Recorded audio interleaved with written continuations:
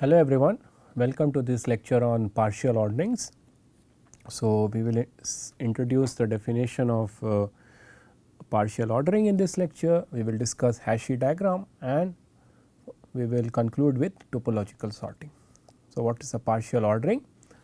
So, if you consider a dictionary, then the words in a dictionary are arranged alphabetically, okay, or we also say that the words are arranged lexicographically, and there is a very nice relationship which you can state that holds between the words, or that relationship holds with respect to the way in which the words are arranged in your dictionary. Okay. So, the relationship here is, I say that a word A in the dictionary is related to the word B in my dictionary provided the word A appears before the word B.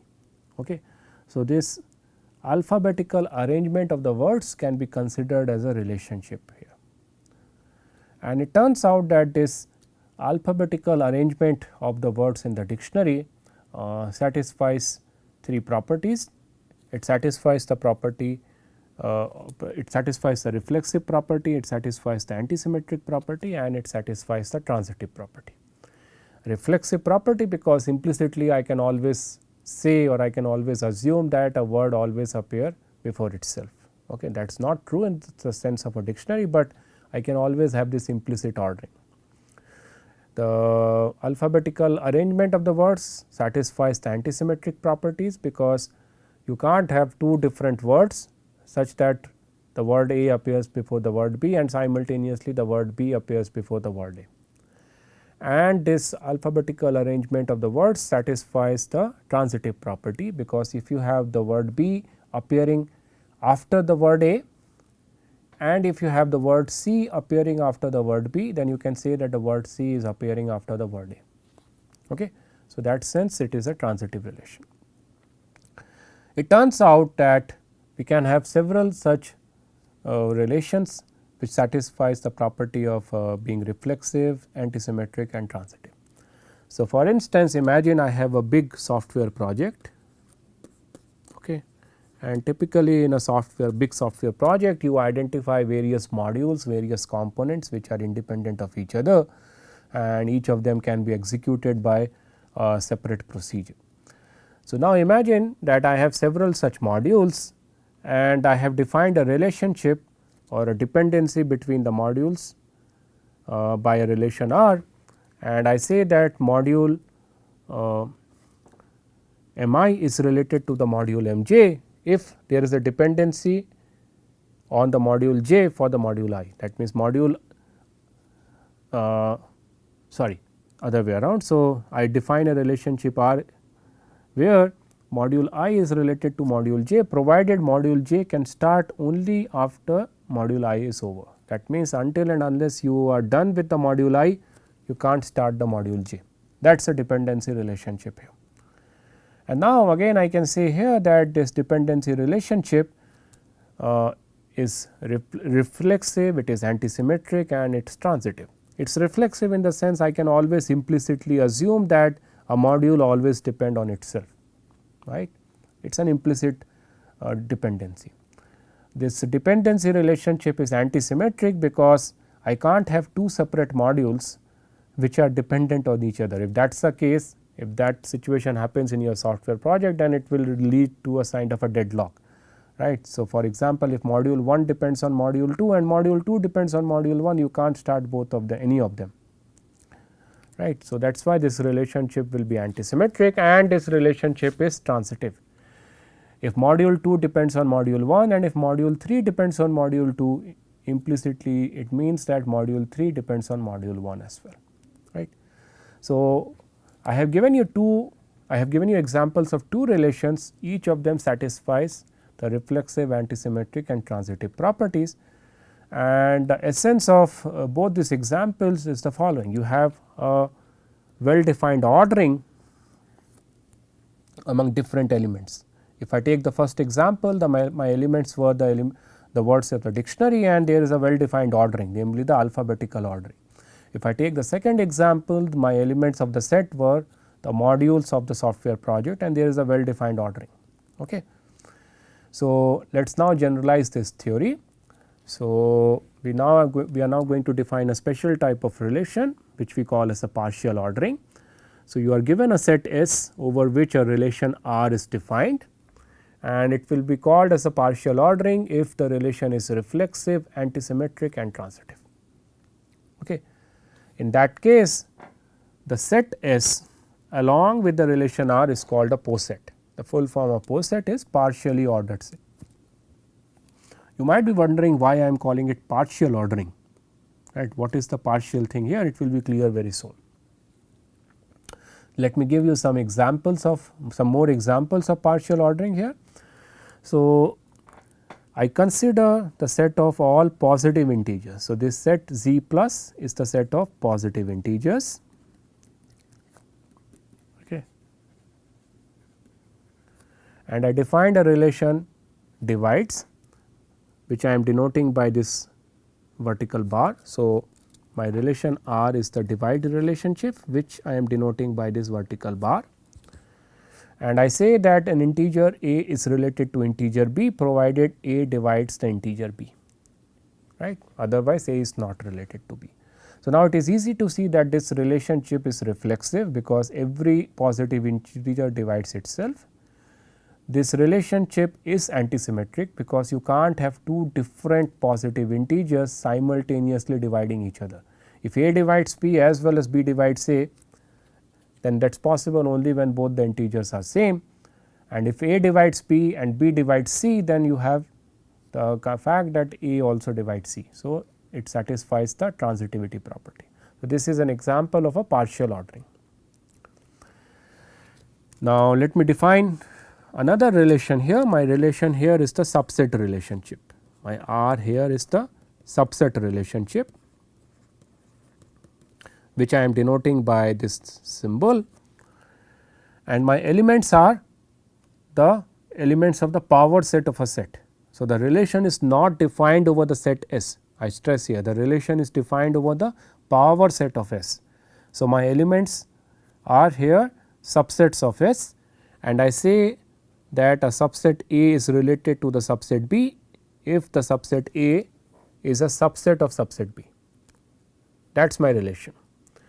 Again, this relation satisfies the reflexive property because any subset A is always a subset of itself. It satisfies the antisymmetric property because you can't have two different subsets A and B where A is a subset of B and simultaneously B is a subset of A, because if that is the case, that means subset A is equal to subset B. And it satisfies the requirement of a transitive relation. If A is a subset of B and if subset B is a subset of subset C, then that means that the subset A is a subset of subset C. Okay. So, this is an example of partial ordering. Similarly, if I take the set of integers and if my relationship is the less than equal to relationship where integer x is related to integer y provided x is less than equal to y, then again this satisfies the reflexive property, antisymmetric property and transitive property, and hence this is an example of a partial ordering. Okay. So, now if you are given an arbitrary POSET, instead of using the notation R for the relation, I use the abstract notation less than equal to. Okay. I stress here that this less than equal to is just a notation. It is just a substitute for R, it is notation for R. It does not mean numerical less than equal to, that is very important. Okay. That means, when I am writing element A less than equal to element B, that does not mean that A is numerically less than equal to B. That just means that the element A is related to element B as per my relation R. Okay.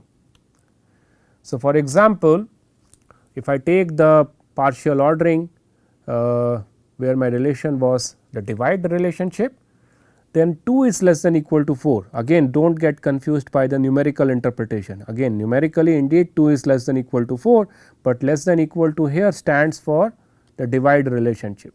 Namely, 2 indeed divides 4, but 2 is not less than equal to 3, because we are not numerically following the interpretation here. 2 does not divide 3. That is why 2 is not less than equal to 3. Okay. Now, we also use this abstract notation less than, and again this is not a numerical representation, it is just used to represent the fact that A is related to B, but A and B are different. Okay. So, if that is the case, I use the notation A less than B. So, for instance, if I take the divide relationship, we have 2 less than 4, because indeed 2 divides 4 and 2 is not equal to 4. Whereas, we have 2 not less than 2, even though 2 is less than equal to 2, because 2 divides 2, but since 2 and 2 are same, I can't say that 2 is less than 2. Okay. So, that is the abstract notation that we are now going to follow for the rest of our discussion on partial ordering. Less than equal to is not numerical less than equal to, less than is not the numerical less than.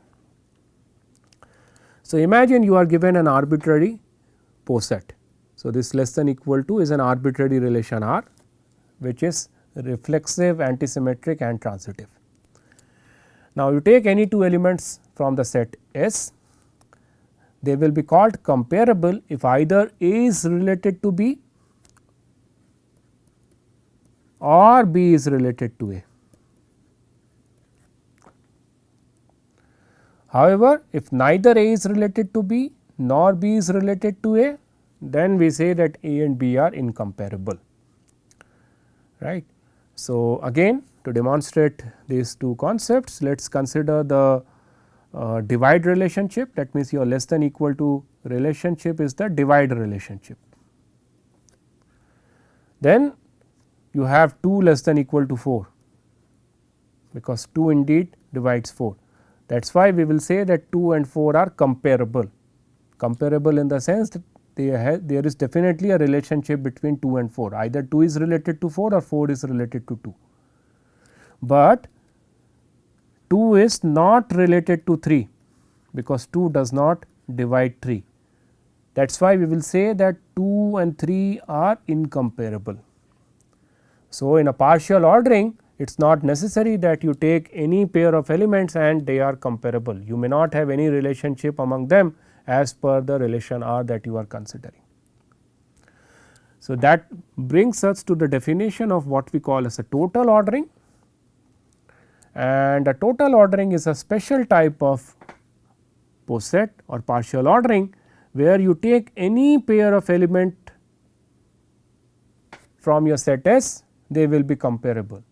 That means, either A will be related to B or B is related to A, and that is why the name total ordering, because you do not have any pair of incomparable elements. Whereas, partial ordering, the name partial denotes there that you have ordering which is only partial. That means, you may have a pair of incomparable elements in your relation R. Whereas, total ordering means you do not have any pair of incomparable elements. You take any pair, you always find either A related to B or B related to A. Okay.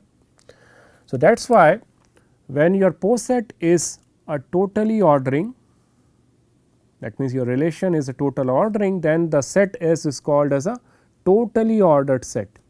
It is not called a partially ordered set. In partial ordered set, you might have the possibility of existence of incomparable elements, but in a totally ordered set, you have relationship present between every pair of elements in the set. A total ordered set is also called as a linearly ordered set or a chain. Why it is called a chain or a linearly ordered set will be clear soon, right. So, let us see some examples of total ordering. If I consider the less than equal to relationship, namely the numerical less than equal to relationship over the set of integers, then it is a total ordering. You take any pair of integers, numerically either the first integer will be less than equal to the second integer or the second integer will be less than equal to the first integer. Okay. Whereas, if you take the divides relationship where A is related to B provided A divides B, then this is not a total ordering, because 2 is not less than equal to 3 and 3 also is not less than equal to 2. So, 2 and 3 are incomparable elements, right. So, it turns out that we can represent partial ordering or POSETs by a very specific type of diagrams which are called as Hasse diagrams, and this is possible provided this is more interesting for POSETs where the relation is defined over a finite set. Okay. So, what exactly is this Hasse diagram? So, let me demonstrate this Hasse diagram with this less than equal to relationship, which is the numerical less than equal to relationship defined over the set 1, 2, 3, 4. So, this will be the directed graph for your relationship less than equal to. Since 1 is related to 1, I have the self loop at the node 1, 2 is related to 2. So, I have the self loop at the node 2. Similarly, I have the self loop at 3 because 3 is related to 3, and I have the self loop at 4 because 4 is related to 4. I have a directed edge from 1 to 2 because 1 comma 2 is present in the relationship. I have a directed edge from 1 to 3 because 1 is related to 3 and so on, right. So, all the directed edges which are required to be or which are supposed to be present in the relation are there in this graph. Now, what I can say here is that there is no point of explicitly writing down or stating the self loops, because I can say that since my relationship is reflexive anyhow, I can always say that the self loops are implicitly present in my diagram. No need to unnecessarily represent them and make the diagram untidy. Okay. So, if I remove the self loops and assume that my self loops are always implicitly present, then my diagram looks little bit better. Next, what I can do is I can remove the transitively implied edges from this diagram and say that, hey, since my relation is anyhow transitive, I can remove the edge present from the node 1 to 3, because I can say that since 1 to 2 is present and 2 to 3 is present, anyhow 1 to 3 will be present in my diagram. So, why to again explicitly represent it in the diagram. Okay. So, I can remove all the transitively implied edges and my diagram simplifies further. So, what I am doing is in each stage I am trying to make my diagram more and more cleaner, tidy, and try to remove all unnecessary information or redundant information which I am not supposed to explicitly state in my graph of the relation of a partial ordering. Okay. Now, what I can say is that I make the assumption here that the arrays here, so sorry, this is not arrays, this is arrows. So, I can make the assumption here that the arrows are always directed from bottom to up, and that will take care of the direction of the edges as well, and my graph becomes further simplified to this diagram. And now, there is no more of information which I can remove from this graph and say that it still represents my original relationship. That means, what I mean by that is if I take this graph which I obtained by step 1 and then followed by step 2 and followed by step 3, then if you give me just this graph, I can reproduce the original graph. How can I reproduce the original graph? As per my definition, I will say that the arrows are always pointed upwards. Then, as per my assumption, the self loops are always there, and as per my assumption, all the transitively implied edges are also there in my graph. That means, if you give me the graph, this final graph, which will be called as the Hasse diagram here,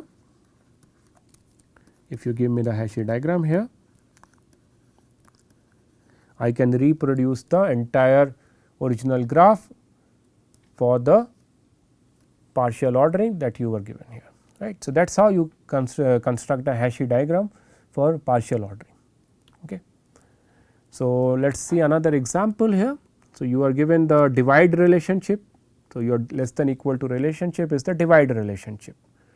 So, again we can start with a directed graph with the nodes 1, 2, 3, 4, 6, 8, 12. I can have all the self loops, I will have the transitively implied edges and so on.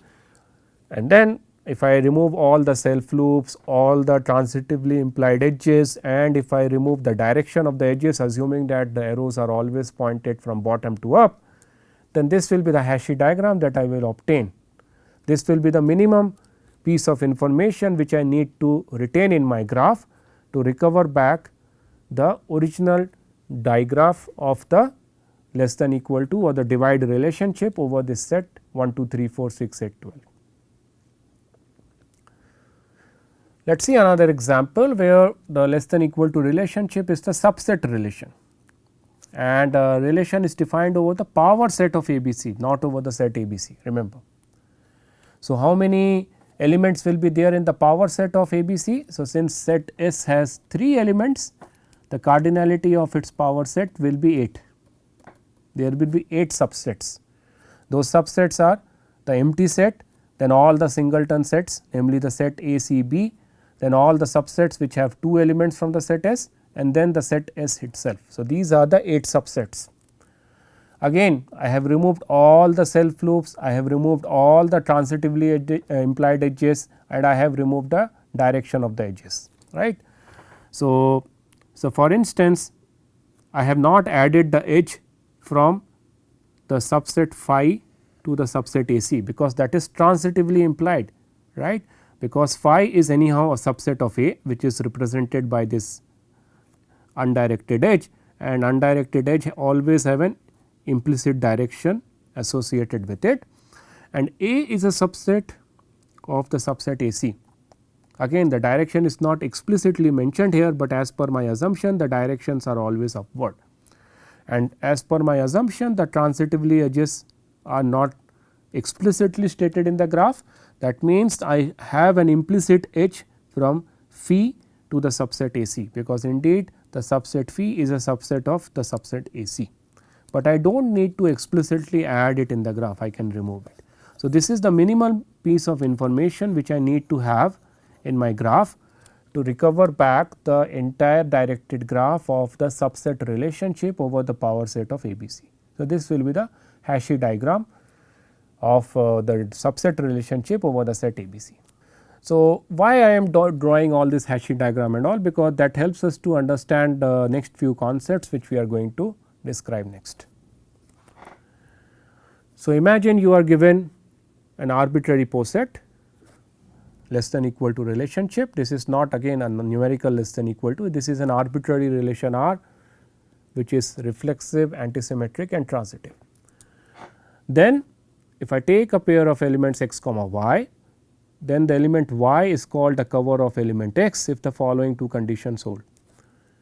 The element x should be related to the element y, and of course x and y have to be different, that is why the less than symbol, and there should not exist any intermediate element z such that x is less than z and z is less than y. So, pictorially you can imagine that y is the cover of x. If I view the Hasse diagram, then in the when I go from bottom to up, y is immediately occurring, or y is occurring on top of x, right, layer wise, and there is no intermediate element or no element z in the intermediate layer. Okay. So, for instance, here in this Hasse diagram the element 2 covers the element 1, because in between 2 and 1 there is no intermediate element. You have the element 1 which is related to the element 2, right, and between 1 and 2 there is no intermediate element z. But the element 6 does not cover the element 1, even though the element 1 is less than 6, because element 1 is indeed related to 6 as per this Hasse diagram, but in between 1 and 6 you have this element 3 such that 1 is related to 3 and 3 is related to 6. So, that is why 6 will not be considered as a cover of 1, but 3 can be considered as a cover of 1, because in between 3 and 1 there is no intermediate element. Okay. So, it turns out that in a partial ordered set every element need not have a cover. So, for instance, if you take the Hasse diagram on your left hand side, the elements 8, the element 12, they do not have any cover. Okay. There is no element on top of 8, there is no element on top of 12. Similarly, an element may have more than one cover. So, as I said earlier, both 2 and 3 covers 1, okay. And an element may cover multiple elements. So, for instance, here in this Hasse diagram or in this POSET, 6 covers 2 as well as 3, right. So, these are some of the properties of the cover of an element. Let us next define what we call as the maximal and minimal element in a POSET. So, if you are given an arbitrary POSET and an element A from the set S, then the element A is called as the maximal element if it is on the topmost layer informally, right, or in a loose sense, or if it has no cover. More formally, there is no element B on top of A, that means there is no element B such that A is related to B where A is different from B. So, if I take this POSET, 8 and 12 are both maximal elements, because there is no element on top of A or no element B such that 8 is related to that B, there is no element B such that 12 is related to that element B as well.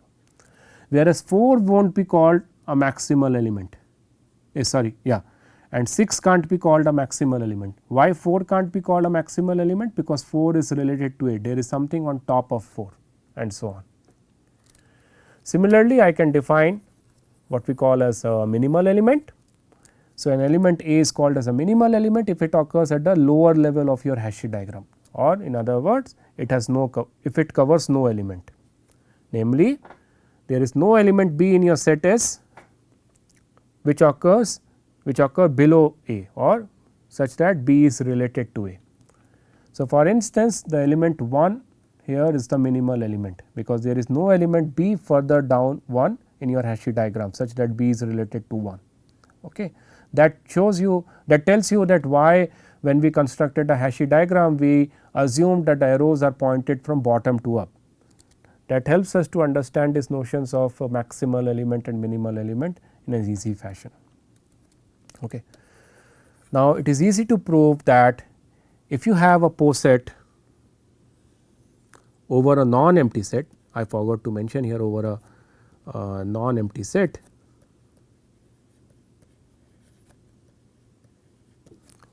then it has at least one maximal element and one minimal element. Okay. So, for instance, if the POSET is defined over a singleton element, then your hash diagram will be just the node itself, say the element is A only, right. That means, this is a valid Hasse diagram representing the relation A comma A, and this relation is reflexive, antisymmetric and transitive, and here the element A is both maximal element as well as minimal element.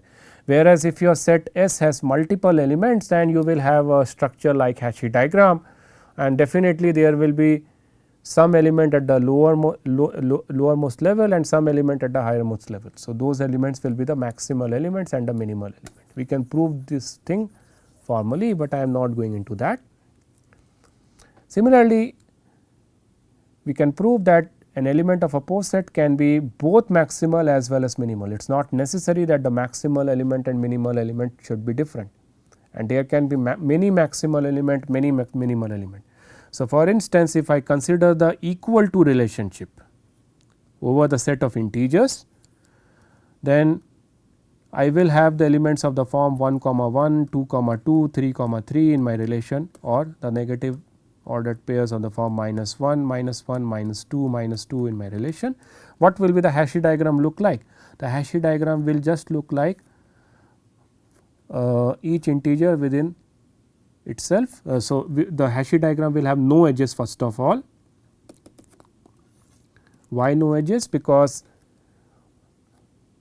any element is related to itself, that is all, it is not related to any other element. So, the actual directed graph for this equal to relationship will look like will have only self loops, it will have no other edges, and when we construct a Hasse diagram for that digraph, we will remove all the self loops, and as a result we will have a Hasse diagram where no edges will be present in my graph. Okay. So, in this graph all the elements are both maximal as well as minimal. Now, finally, let us define what we call as the greatest element and the least element of a POSET. So, if you are given a POSET S and with an arbitrary relation less than equal to, and if you have an element A, then the element A of the set S is called as the greatest element if every element B is related to the element A as per the relation R or the relation less than equal to. Okay. In the same way, the element A is called as the least element if it is related to every other element B as per your relationship less than equal to. So, let me demonstrate these two concepts with this example. Here the element 1 will be the least element because you have 1 related to 2, you have 1 related to 3, you have 1 related to 4, even though the edge from 1 to 4 is not explicitly there, but as per the notion of transitive, as per the definition of Hasse diagram, all the transitively implied edges are there in my directed graph of the relation. Then similarly 1 is related to 8 and 1 is related to 6 and 1 is related to 12. Okay. I can't say that the least element is 2 because 2 is not related to 1 because the implicit direction of the edges are upwards. We do not have downward facing edges as in the Hasse diagram. Okay. So, the least element will be 1, but there is no greatest element. The elements 8 and 12 they are the maximal elements, but none of them is a greatest element because there is no relationship between 8 and 12 and 12 and 8, they are incomparable elements here. Okay. So, I will have maximal elements, but that is not, it is not necessary that I should have the greatest element present in my POSET. If I take this POSET, then here the least element is phi because phi is related to all other subsets as per the subset relationship, and the greatest element will be the subset ABC because all other elements in this POSET are related to this element ABC. Okay. So, if at all the greatest element exists in my POSET, it will be unique, but there is not necessary, it is not necessary that a greatest element does exist in my POSET. Similarly, if at all least element exists in my POSET, it will be unique, but it is not necessary that every POSET should have a least element. Okay. Now, using all the concepts that we have discussed till now, we will now do a very interesting exercise here which we call as topological sorting. So, in this topological sorting you are given a set of tasks which is denoted by S, and you are also given a dependency relationship R defined over the task in the set S, and task A is related to task B provided B can start only after finishing the task A. And what we want here is we want to get a schedule according to which we should finish the tasks given in the set S. That means, we have to decide which task to finish first and then which task to finish next and so on, provided I have the dependency among the tasks given in the form of this relationship R. So, it is easy to see that the dependency relationship here is a partial ordering which can be described by a Hasse diagram, assuming that which can be described by a Hasse diagram. So, I am taking here a collection of tasks 1, 2, 3, 4, 5, 6 and the dependency relationship is given like this, and what I want here is a schedule for scheduling the various tasks in the set S. So, there can be multiple schedule possible. So, I have listed down 4 of them. I can finish the task 1 first and then I can finish the task 2 and then the task 3, then the task 4, then the task 5, then the task 6. That is one way of satisfying the requirement, right, because once I am done with task 1, the dependency is over 1 and now I can freely choose either to do task 2 or task 3. So, if I decide to if I finish to decide task 2, then next I can decide to either finish task 3 or I can decide to finish task 4. So, depending upon in what sequence I follow, I choose the next task to complete, that will give me different possible schedules, right. So, it is not the case that there is only one possible schedule here, there can be multiple possible schedules here. Now, each of the possible outputs that I have stated above can be viewed as a total ordering over the set S compatible with my relation R. And why total ordering? You see, in my original dependency relation there are incomparable elements. So, for example, neither 2 is less than 3 nor 3 less than equal to 2, because they are not dependent on each other. Both of them depend on one. As soon as I finish one, I can freely decide or I can freely choose either the task 2 or the task 3. There is no dependency between the task 2 and 3. That is why it was only a partial ordering. But if I say that my final schedule is this, then in this final scheduling I am saying explicitly that 2 is related to 3. That means I have finished 2 and then I have finished 3. So, in some sense this output sequence which I have obtained here, one of the possible output sequence that I have obtained here can be considered as a possible total ordering on the task 1, 2, 3, 4, 5, 6 compatible with the relation R. What do I mean by compatible with the relation R? By compatibility I mean that if at all there was any dependency between A and B, that means if A was dependent on, if the task A was related to task B as per the dependency relationship, then in the final sequence which I have obtained, in the final total ordering which I have obtained, it is still the case that A is related to B. That means, if in my Hasse diagram if I was constrained to start task number 2 only after finishing task number 1, then in the resultant output sequence that constraint should be satisfied, it should not be violated. That is what I mean by compatible with my original relation R. And you can see that each of the sequences which I have obtained here, right, in each of the sequences I am satisfying the constraints which were given with respect to the original relation. None of the dependency which was mentioned in my original relation R is violated in any of the output sequences which I have listed down and in any of the schedule which I have listed down. So, the general goal of the topological sorting is the following: you will be given a relation over a set S. That relation may or may not be a total ordering. There may be incomparable elements present as per the relation R.